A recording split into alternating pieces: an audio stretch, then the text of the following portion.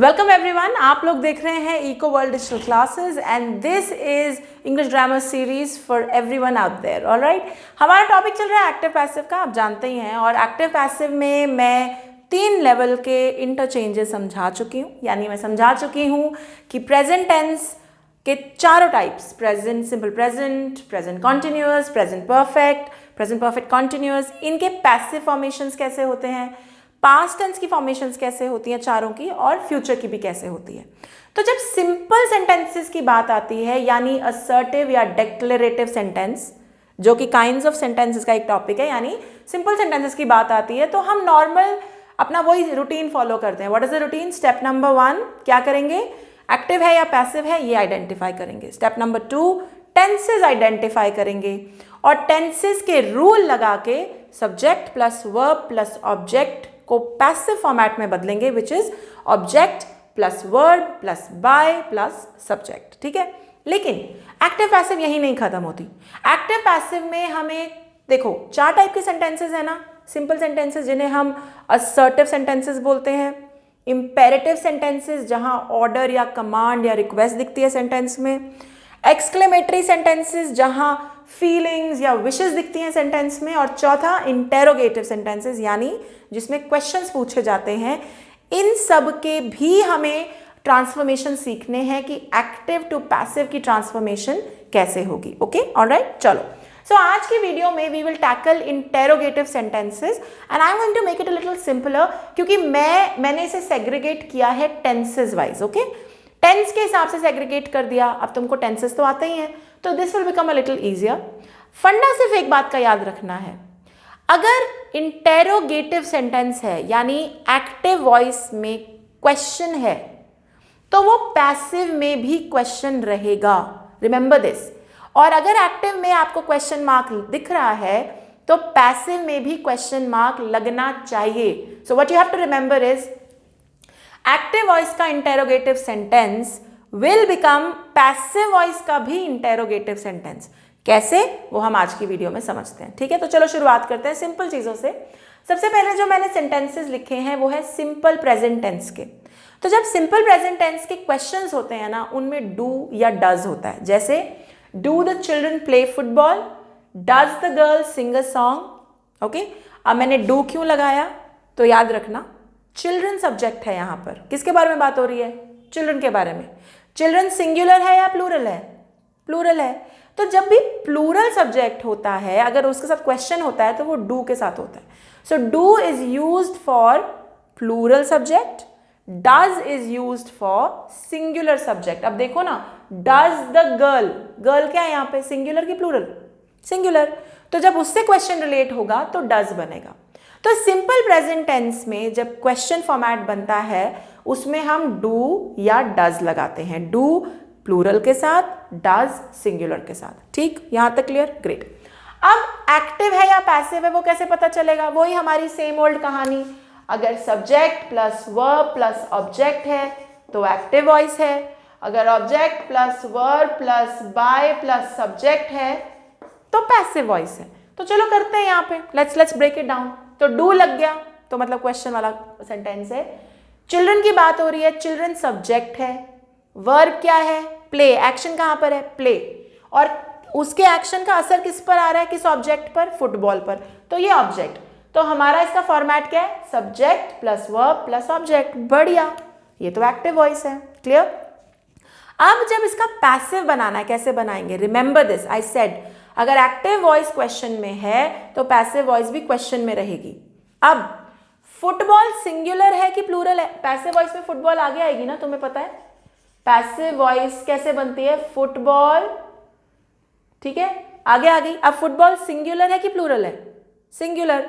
तो इसके साथ आ जाएगा इज।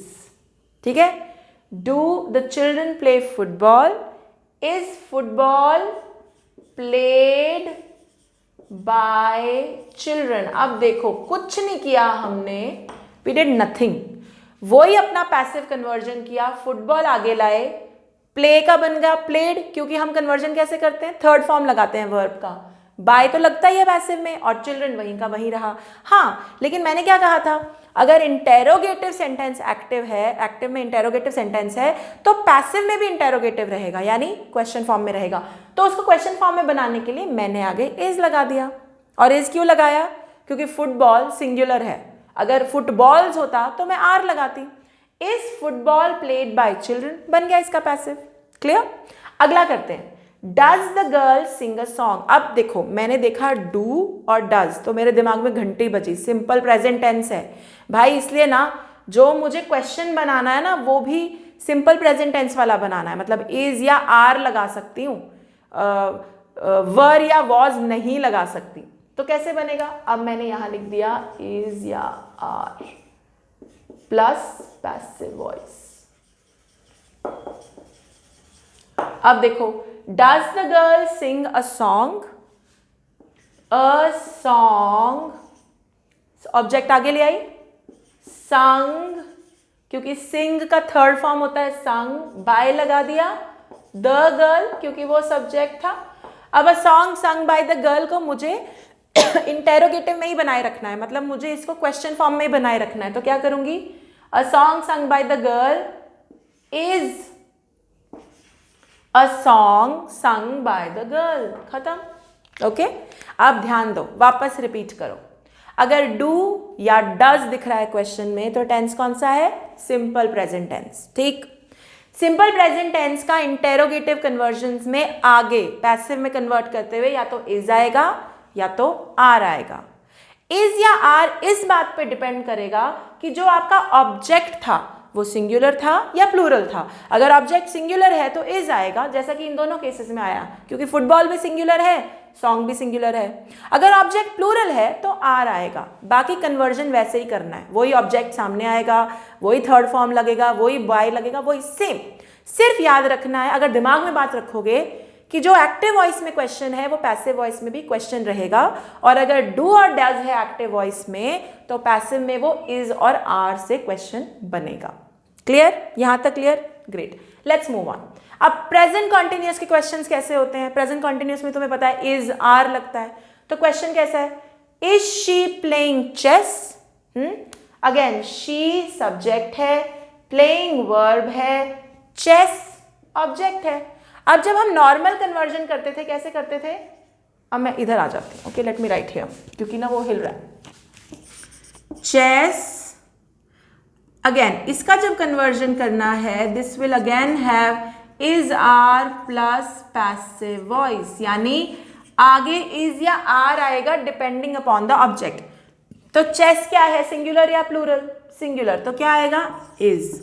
अब एक बात बताओ, जब मैं नॉर्मल एक्टिव पैसिव करवा रही थी तो मैंने कहा था कि जो कॉन्टिन्यूअस टेंसेज हैं आईएनजी वाले, उनमें एक एडिशनल वर्ड लगता है, वो क्या होता है? Being, right? तो हमारा क्वेश्चन में भी बीइंग आएगा। कैसे बनाएंगे? Is chess being played by, she का क्या बन जाएगा? हर। सिंपल, शी, अगर is she playing chess, chess object था, आगे आ गया, ऑब्जेक्ट सिंगुलर है तो इसके आगे क्या आ जाएगा? इज। आईएनजी वाला टेंस था तो बीइंग तो लगना ही था, is chess being played by her. ठीक है, अब नेक्स्ट ट्राई करते हैं। दे सब्जेक्ट वर्ब ऑब्जेक्ट, लाओ। अब एप्पल्स, अब एप्पल सिंगुलर है कि प्लूरल है? इज आएगा कि आर आएगा? आर आएगा, क्योंकि प्लूरल है। आर एप्पल्स, बीइंग क्यों लगा रही हूं मैं? क्योंकि ये आईएनजी वाला वर्ब है, इसलिए बीइंग लगाना पड़ेगा। बीइंग ईटन, ईटिंग का थर्ड फॉर्म ईटन, बाय दे का देम। लो जी, क्वेश्चन यहां भी है, क्वेश्चन यहां भी है, कन्वर्जन हो गया, कोई दिक्कत नहीं। समझ में आ गया? So on repeat, simple present tense में एक्टिव में डू या डज होता है, पैसिव में इज या आर से क्वेश्चन बनाएंगे, बाकी सारा कन्वर्जन सेम। ठीक, प्रेजेंट कॉन्टिन्यूअस में इज या आर से क्वेश्चंस बनेंगे, कन्वर्जन करते समय भी इज या आर सामने आएगा, बाकी सारा एक्टिव टू पैसिव का कन्वर्जन सेम, वही आईएनजी वाले टेंसेस का बीइंग लगेगा। ठीक, अब थर्ड है प्रेजेंट परफेक्ट। प्रेजेंट परफेक्ट में लगता है हैज, हैव, थर्ड फॉर्म, यानी या तो हैज लग रहा होगा या हैव लग रहा होगा, plus third form of verb लगेगा, जैसे कि ये। अब अगर ये क्वेश्चन फॉर्मेट में हुआ तो कैसे होगा? Has Vikram finished his work? अब ये तो सबसे आसान है। हैज़ को अपनी जगह रखो, हैज़ अपनी जगह रखो, हैज़ हिज वर्क, क्योंकि ये ऑब्जेक्ट था, ये वर्ब है, ये सब्जेक्ट है, तो हैज़ हिज वर्क बीन लगेगा। बीन क्यों लगाया मैंने बीन? क्योंकि अभी मैंने पिछली क्लासेस में समझाया था कि परफेक्ट टेंसेस में बीन लगता है, BEEN when we convert. So has अपनी जगह रखो, his work been finished, third form, finish का थर्ड फॉर्म भी फिनिश्ड ही होता है, बाय विक्रम। तो क्वेश्चन पहले भी था, क्वेश्चन अभी भी है। अगर हैज हैव प्रेजेंट परफेक्ट में है तो इसके पैसिव में भी हम has have plus passive voice बनाकर क्वेश्चन को सॉल्व करेंगे। Are we clear? अब ऐसे ही have children written a letter. अच्छा क्वेश्चन, मैंने हैज विक्रम के साथ क्यों लगाया और चिल्ड्रन के साथ हैव क्यों लगाया? समझ ही गए होगे। Has with singular, have with plural. Vikram ji singular है तो हैज लग गया, चिल्ड्रन प्लूरल है तो हैव लग गया। Okay, so have children written a letter, subject verb object, तो हैज अ लेटर, हैज क्यों लगाया मैंने लेटर के साथ? लेटर सिंगुलर है कि प्लूरल? सिंगुलर, तो क्या आना चाहिए? Has. Has a letter been, been क्यों लगाया? क्योंकि परफेक्ट टेंसेस के कन्वर्जन में बीन लगेगा ही। बीन रिटन, थर्ड फॉर्म क्या है? Written by children. लो जी, बन गया क्वेश्चन। क्लियर? तो प्रेजेंट परफेक्ट टेंसेस के जो क्वेश्चंस होते हैं उनमें हैव या हैज होता है। जब उनका कन्वर्जन करोगे तो हैज या हैव ही लगाना है पहले और बाद में पैसिव वॉइस का नॉर्मल कन्वर्जन करना है। परफेक्ट टेंसेस में याद रखना है कि बीन लगता है, BEEN, तो वो इंटेरोगेटिव कन्वर्जन में भी लगेगा। और सबसे इंपॉर्टेंट चीज, has to be used with a singular word, have to be used with a plural word. Clear है? समझ में आ गया? बहुत आसान है, कोई बिल्कुल मुश्किल नहीं है। अगली वीडियो में करेंगे इंटेरोगेटिव्स का पास्ट टेंस की formations. Okay, are we clear? बहुत आराम से, प्यार प्यार से, धीरे धीरे के क्वेश्चन करते जाओ, समझते जाओ। This topic should be a cake walk for you. अगर आप लोग मुझे यूट्यूब पे देख रहे हैं तो like, share, subscribe and comment करना बिल्कुल मत भूलिएगा। Till then stay tuned, bye bye, take care.